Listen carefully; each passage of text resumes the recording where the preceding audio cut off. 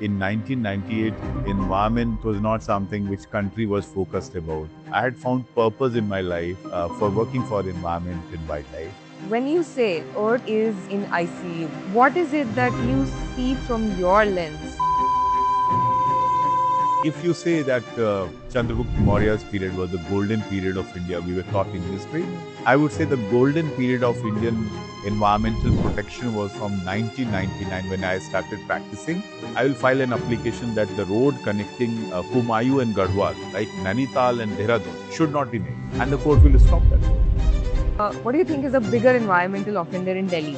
The rich, the middle class, or the state? All of them. So in India, what used to happen, there will be a particular lobby which will be against everything which is development. Every Friday, Saturday, we used to go and train these forest staff. How do they stop the poaching of tiger? How do they stop the poaching of leopard? If you had to describe our current environmental governance in one word, Superb.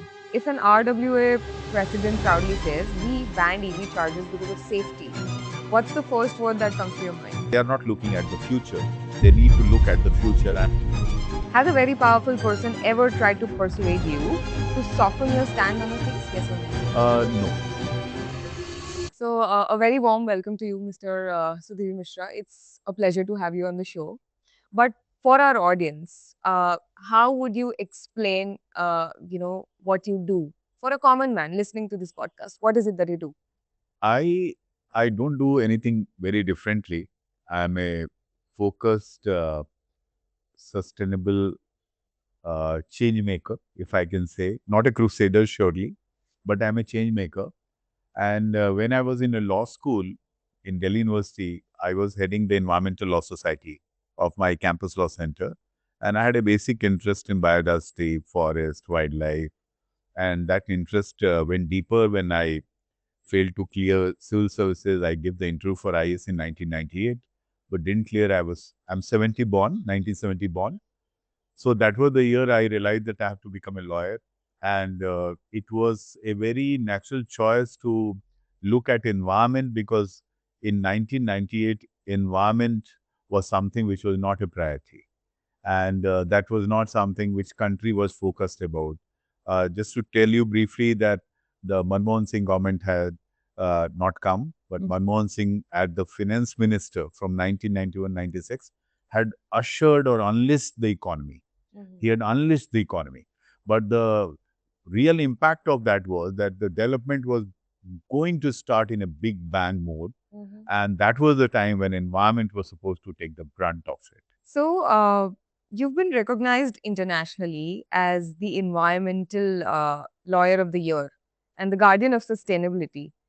So, when you say, like I've heard you saying that Earth is in ICU, what is it that you see from your lens that other people fail to see, and how do you uh, phrase it? Very well put, how you see it and what is your worldview about it.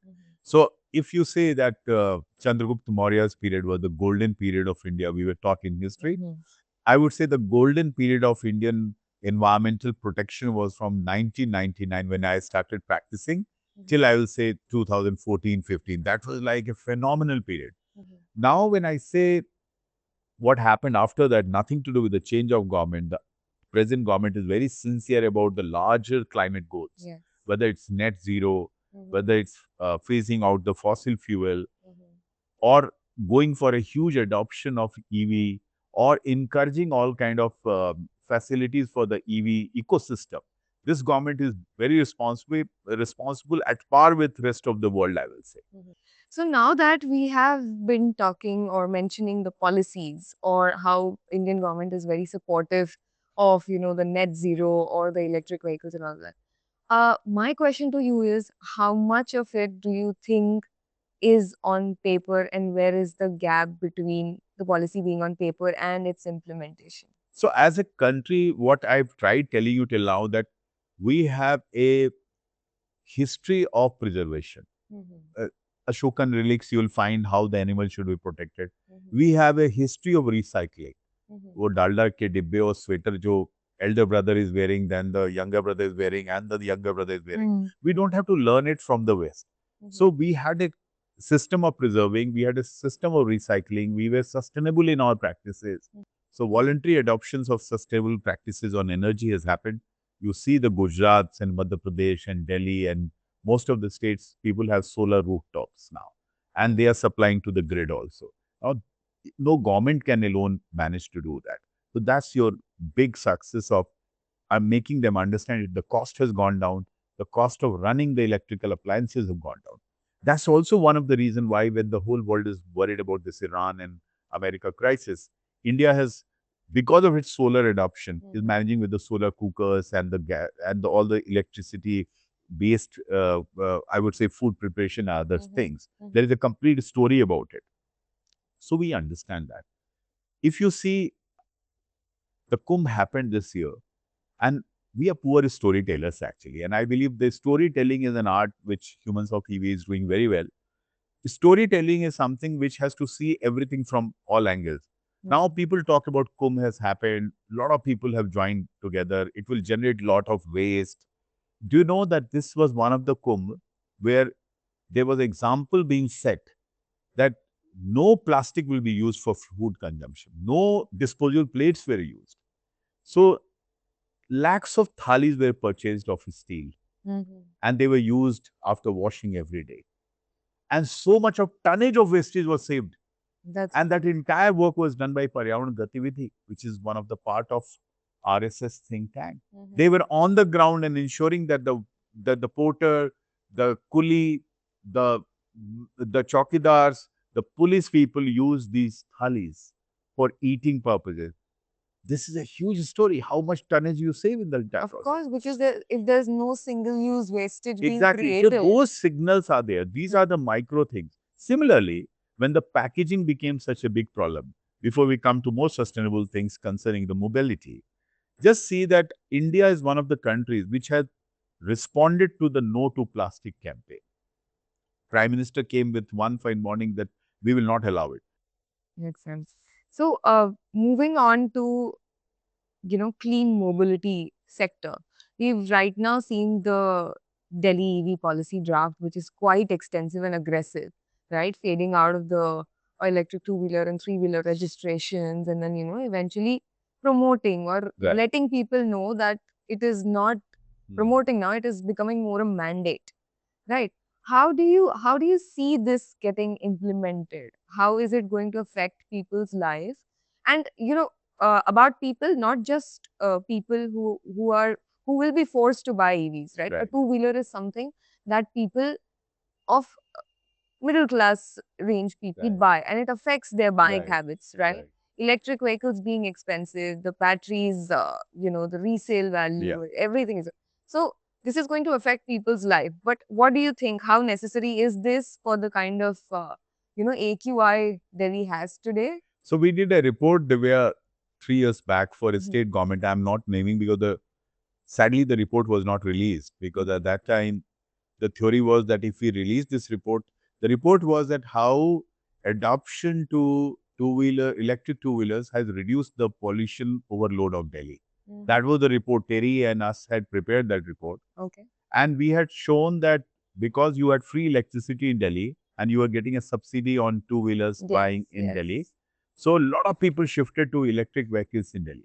We are talking about almost 18 lakh vehicles at that time. Now, when that shifting happened, it reduced the pollution, air pollution burden. Now, we prepared a report. Unfortunately, we failed to release it because if you release that report, as per a politician at that time, it will also will be acknowledging that there is air pollution. So nobody wants to acknowledge that there Nobody is a wants to problem put out at the numbers. air pollution. So the report was not released. But you have hit the nail by asking me this question. That EV adoption, especially two-wheeler, which is a sacrosanct topic. So when you do odd even also for air pollution measures, you keep the two-wheelers out of it. Yes. And we all know that the two-wheeler technology of the motorcycles and the normal fossil fuel two-wheelers is outdated.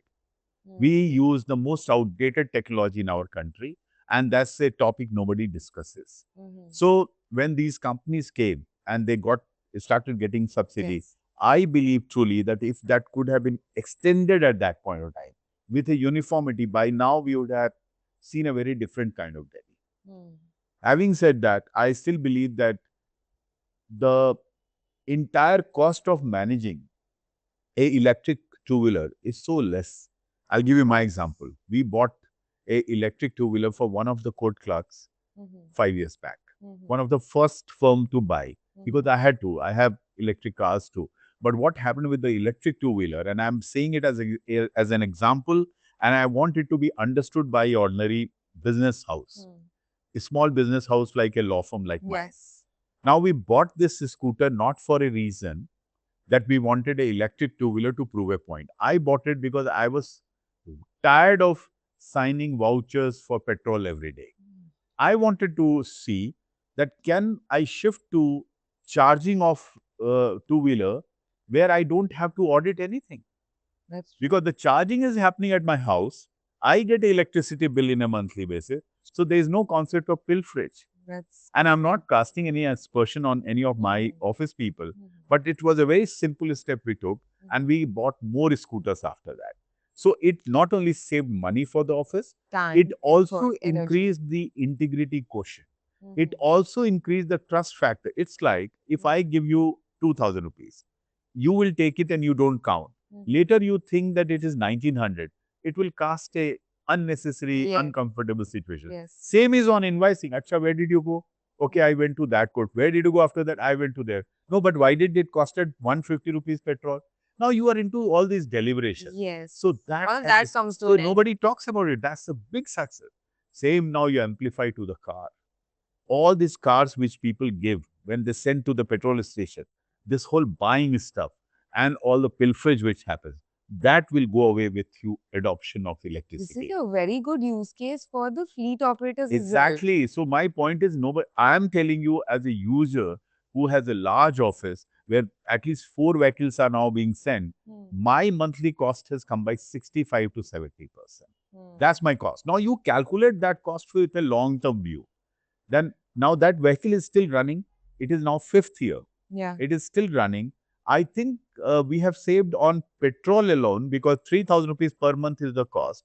He can use that vehicle on Sunday also with the charge at my place. His family can go for a Exactly. shopping or Yes. movie. Yes. He's happy. Otherwise, he will not even take that scooter or motorcycle if he has to buy 200 rupees of petrol on that. That's true. So if a person is being paid 25,000 rupees, he can save 3,000 rupees and his trust factor also increases because in our country on the trust quotient, we are one of the lowest in the world. So the trust factor has to be discussed. Mhm. And I'm very clear that I'm saying something which is not an easy thing to understand, but economically, more than economically, it's also the perception part which EV has to answer to. And I think EV has answered it to affirmative that it increases the trust quotient. Agreed. Agreed. Very well explained, though. Have you ever felt that parts of our environmental governance system are captured, where a handful of industrial or political interests shape the rules to suit themselves? Can you describe a situation? You don't have to take names, but that made you feel that very strongly, that there are peoples who can just bend the rules when they So want. I will say, Divya, this is something which is a very old notion. And I don't believe it I never believed in it because if you see the glass half full, it's very difficult to believe all this. So pre 2005, I used to feel that all the projects which happen, whether it's in infrastructure sector or the road or the highways or the ports, they have a profit motive and they need to be subjected to strict environmental scrutiny. Mm-hmm. But post 2005, when I went to United States under International Visitor Leadership Program, I realized you cannot look like that. There is a Okefenokee Wildlife Refuge in Florida. Okay. Now, due to oil spill, that entire area was destroyed. Now, Mm-hmm. how they dealt with that as a country? Yeah, I'm talking about 2005. They asked that particular paint company, Mm-hmm. I'm not taking the name, to come and restore that area. Mm-hmm. They restored the area. They not only restored the area, they got a conservation center. They've got a scientific place. They got Nobel laureates coming there to speak, and they transformed that entire area. Mm-hmm. On the contrary, what was happening in India at that time? That I will challenge a power project, I'll challenge an infrastructure project, I'll challenge a steel project, which will lead to loss of jobs, loss of GDP, and I will not be accountable. So I will rather prefer to engage with the corporate world. I'll rather prefer to have a holistic discussion with them rather Collaborative than approach pitching them rather in a than hands-up approach. yes. So that is the change in perception which is happening. That is the change in perception in the government mindset also. So 2014 onwards, I think the government realized that projects have to be scrutinized. Environmentally, they have to come in terms with all the expectations of sustainability. But at the same times, you don't have to hound the industry. And that mindset is not suitable to a lot of people who say our laws are inadequate or our systems are manipulative, or they say that everything is bad. My point is whether it's an energy project, infrastructure project, fashion project, port project, highway project, scrutinize them. Put strict accountability on trees, on all aspects of sustainability, but don't ask them to be in a hands-off approach. This is what I did as amicus in the carbon emissions matter in the Supreme Court. Yeah. I said, make all these ministries party here. Ministry of Textiles, Ministry of Renewable Energy also, that what good work they have done. Ministry of Energy and automobile industry. And earlier we were not very clear about it, but we asked the court, we asked the Supreme Court to get all these ministries in the picture so that their carbon accountability can be fixed. So my idea is accountability is the key, transparency is the key, trust factor is the key. And as a country, if you say air pollution and sewage disposal and river cleaning, these are the three areas we are struggling. Rest all we are at par with the world. Okay.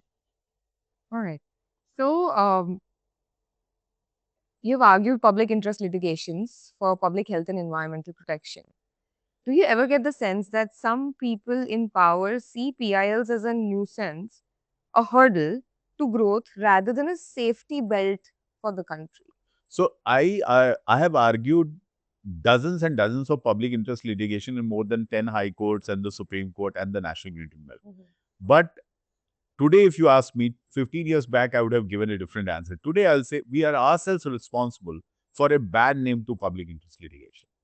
If you file a public interest litigation on the behest of a lobby or a rival industry, I'll give you example. If a particular industry is in production of, say, a particular product, you are not getting that raw material. Now you file a FIL and blame one particular industry. So when those things started happening, the credibility of the entire PIL system came in question. Even our Supreme Court has become now highly introspective about it. And they say that it has to be used in the rarest of rare cases. So under Article 226 of the Constitution, you can go to a high court to file a public interest litigation. Under Article 32 of the Constitution, you can go to the Supreme Court to file a public interest litigation if more states are involved. But now the scrutiny of public interest litigation is going to happen more and more. Like it happens in the West. In West, they don't call it a public interest litigation. They call it a class action suit. Now you file a class action suit in a European state or in America, you have to deposit your money. And you have to be accountable that if it will be wrong, you will be sued for that. In India, it was never happened. You have no credibility. You are, say, a villager, and you are filing a public interest litigation against a steel company. How you are funding your entire litigation? You were never asked and you never explained. So that is the root of the problem. Okay. Okay. I'd like to talk a little more about the policy because I believe that the Delhi's EV policy draft is something that other states can follow before, the other states or cities come to the condition where Delhi is today. Yeah. Right. So it's very disheartening to know that the reports say that you're literally breathing poison through air in Delhi, which is so many kids, so many families. There are lots of people living and going through it every day, right? So when we say that Delhi loves to talk about climate and sustainability, but we keep building glass boxes, flyovers, heat trapping corridors, from where you stand, is Delhi more guilty of ignorance, hypocrisy, or pure arrogance? What is I the don't think problem? it's arrogance. It's like our Delhi is more like a tribal society, which is basically a tribal, non-feudal society where multiple agencies which are at play. tell me which other city? Indore will have a municipal corporation. Yes. Calcutta will have a municipal Yes. corporation. In Delhi, there are multiple agencies because of being a national capital region. Mm-hmm. So you have a CPWD which takes care of the road. So they are part of the heat corridor kind of thing. Then you have a municipal corporation of Delhi. Then you have a New Delhi municipal corporation which takes care of the Lutyens zone only.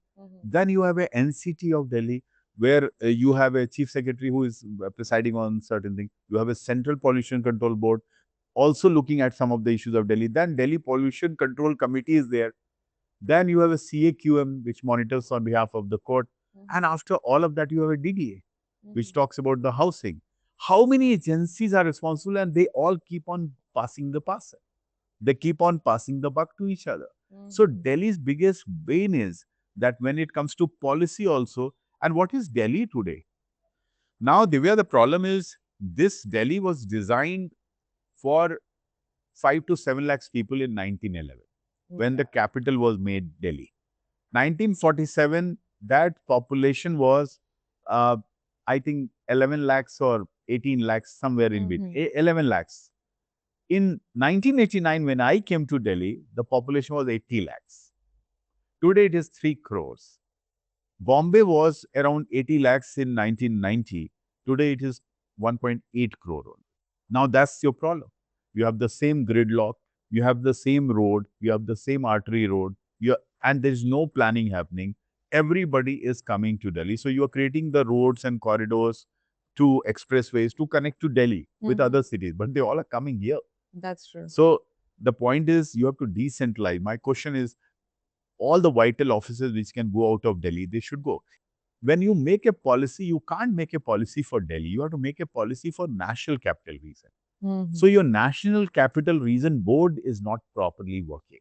Your Noida, your Gurgaon, your Faridabad, people can seamlessly move in the metro. But is the policy moving seamlessly? Do they have a uniform system of amplifying the impact of EV or sustainability? They don't have. And most importantly, when we say Delhi, please also remember that there are roughly 80 cities in the entire country which are the chart busters of air pollution in that entire world. All those places need to have faster adoption to non-fossil vehicle. Because you cannot take out these factors as humans of EV that 35% of the road dust and the pollution and the air pollution is on account of automobiles. So fossil fuel, a taboo topic, has to be hammered straight away. How long you will not stop this transition and how long you will take to adopt to a key EV ecosystem, which is much more sustainable for a country like India. Okay. So looking at Delhi today, Yeah. the state we are in, what is it that worries you the most as an environmental lawyer, other than the automobile part? What worries me the most is first that it's not a subject for a voter. What worries me the most is that we have this attitude of chalta hai mujhe kya. What worries me the most is a doctor writing on a prescription that your lungs are dying in the city, but the patient not believing, or both the doctor and patient are not believed by the policymakers. What worries me the most that as a citizen, as a resident welfare association, I'm not bothered that how many trucks are entering in the night by bypassing the toll, by bypassing all the expressway which have been created around Delhi just to save 70, 80 kilometers. They come at 10 o'clock in the night and exit Delhi by 5 o'clock. That bothers me. What bothers me the most that when will clean air will become an election issue and when voting will happen on a clean air campaign in Delhi. Agree. So now that we're talking about more EVs on the roads, and we also know that Delhi's population today stands at 3 crores, and essentially most of the people are living in housing societies. Now, the big challenge here is you buy an electric vehicle, you have your designated parking in the parking area, but they won't allow you to put chargers. There are many reasons for it. They would say that you get an NOC from the fire department. The second is that they are more worried about the common area electricity load that people are going to utilize. Or, I've seen people doing jugaad as good as, dropping the charger with the cable through the parking and then charging the vehicle. All of these things are kind of setting it back because, every person is giving it a second thought. Okay, I know EVs are viable to buy. I will buy it. But the only problem is the simplest thing that makes EV, being good to have is what the bottleneck is today. I'll ask a question to you in response to this. Tell me all these quick commerce companies, when they rush you at 8.5 minutes any saman which you need at your house, Mhm. where are these dark stores? They all are in residential area Yes. where there is no fire NOC, Mhm. there is no permission, or if there are permissions, how they have managed to do that policy and advocacy so quickly in Yes. last 8 to 10 years. Yes. My lesson to the EV ecosystem is that please unite both at the consumer level and at the production level. Mhm. The flip-flop in policy in Delhi and other states, which you asked very rightly earlier, is also happening that you're not as united as pharmaceutical companies or the cola companies Yes. or the Ayurvedic companies Mhm. or the pesticide company or the uh, small pouches company, the stuff which comes on Yes. small pouches, Yes. and all the cigarette companies. Mhm. You need to learn the policy and advocacy, how they, in the maze of all these laws and regulation, manage to stay afloat. So Mhm. your learning is there, or learn it from the automobile industry, the mothership, that how they lobby that a good diesel car is good for your health, how they say it with so much of convenience, and how people still buy them. So my point is very clear. That's why I'm not taking the name of any brand. Mhm. My point is very clear. If a dark store can function in a neighborhood, one fine morning RWS will decide and they will say it's economically more cheaper for us.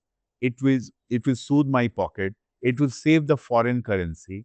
All these vehicles can be charged with the rooftop solar at our Agreed. buildings, Yes. and it will save the country the foreign exchange which we are dying to protect. Mhm. And we just need an advocacy and policy initiative on this, Mhm. and it will start flowing. How soon do you see this happening? I I see anything if I like two examples have been given that today which I love to share. Mhm. If Bengal can be won by BJP, then I can say that it's just a matter of time. People like Humans of EV and the ecosystem will pilot the advocacy campaigns, which will be consumer centric, benefiting the country Mhm. and saving the foreign exchange. Agreed. Okay. So if we simply replace petrol and diesel with non-fossil vehicles, EVs, maybe hydrogen later, how much does that actually fix? And what does it not fix? Where is the line for you between genuine solution and greenwashing? I would not hazard into, I will not be able to do a future gazing, but I can tell you, I don't understand this greenwashing. My Mhm. point is, your big problem today is the immediate problem. So Yes, let's not worry that whether my charging is happening through a thermal power plant or the energy is coming from the grid, from the solar that or is whatever. still better. I Mhm. have enough coal and I'll take precautions for people's Yes. lung. And I'm saying that as an environmental lawyer. Mhm. My immediate problem is that if I know that 40% of the traffic constables in Delhi and the mothers who are carrying babies who go in auto rickshaw are facing serious health hazards, I need to save them immediately. So EV Agreed. adoption is the fastest way, or the Fastest way to cycles, curb or the the problem. walking, or reduction in the air pollution on immediate basis. If you reduce 25 to 50% of fossil fuel vehicles in next 5 years, Makes a with big no difference. quick fix solution, not only this will create a better climate because you are a dust ball. Your Mhm. geography is such, you have all the mountains around you, Yes, you have no forest, and you will not be able to save yourself unless you can't demolish the buildings, you can't send 3 crore people to their native places again, not you possible. cannot shift the Coast Guard office to Cochin. What else can you do? So Mhm. these vehicles which are viable, which run with the same speed, and the electric vehicles have come with all kind of speeds and all kind of specifications, Yes. they will have to replace as a mode of transport for fossil fuel vehicles And for the better. for the better. Now we address the ethanol Yeah. thing, right? So Mr. Nitin Gadkari has been a strong champion of ethanol blended fuel and higher ethanol use in all vehicles. As an environmental and climate lawyer, when you look at this ethanol push, what are the first hard questions you ask? No hard questions actually. If you ask me today, people are saying this 10,000 liters of water. As an environmental lawyer, I don't want to get into, again, that's something, a competing claim. I was talking to one of a fellow lawyers. She's a very important functionary in the entire ethanol system. I can tell you, I know for sure that we have no choice but go for more and more blending, more and more alternative fuel to fossil fuel, because we don't have enough fossil fuel. I can't reduce my population overnight. Where do you get that? The kind of foreign exchange you are paying for, and the kind of humiliation we face globally for importing so much oil. The only way is, and I have enough water. India is not a water scarce country as of now. If you can do rice cultivation in Punjab and survive, which was traditionally a wheat cultivation place, Yes. I can make some ethanol also. Okay. So if we lock in billions of rupees into ethanol-based internal combustion technology, now, do you fear we will be stuck with the second best option and slow down the shift to truly low carbon mobility like EVs and a cleaner grid? So I think, Would they be competing with each so I think a lot of time this has been asked from people like us. I will rather prefer a very healthy competition between ethanol-based vehicles or hydrogen-based vehicles or blended vehicle and the EV space. Because as a country, we have so much of a scope. Just imagine, fossil fuel companies were just getting ready for a blast of a sale in India. When you were about to buy 30,000 or 40,000 German cars a year, I'm not taking name of two of them and the Swedish cars. Then suddenly you came up with this EV and ethanol thing. So they have not been able to capitalize. Now my point is, this is a place where you at least will have a growth of 15 to 20% for all these vehicles in next 20 years, because our middle class is still growing, and our economy has still not become what it is truly supposed to become. So enough space for everybody. Great. Okay. So I've got this good 5 minute rapid fire That'd be question, good. right? So we'll just start. You don't have to really elaborate the answers, but they have to be quick. So, what do you think is a bigger environmental offender in Delhi? The rich, the middle class, or the state? All of them. Okay. If you had to describe our current environmental governance in one word, asleep, compromised, or overwhelmed? Superb. Super. Yeah, it's very good. Okay. Has a very powerful person ever tried to persuade you to soften your stand on a case? Yes or no? No. Okay. Yeah. Great. So, in your gut, what is more common in India today? Genuine sustainability or sophisticated greenwashing? Sophisticated greenwashing. Okay. So, what scares you more, climate tipping points or democratic apathy? Climate tipping point. Okay. If an RWA president proudly says we banned EV charges because of safety, what's the first word that comes to your mind? They are not looking at the future. They need to look at the future. They need And to I know it is broaden their very scope. harsh. I have highest respect for them, but they need to look at the future. More difficult client to handle, the one who openly doesn't care about the environment or the one who pretends to care? One who pretends to care. Very well asked.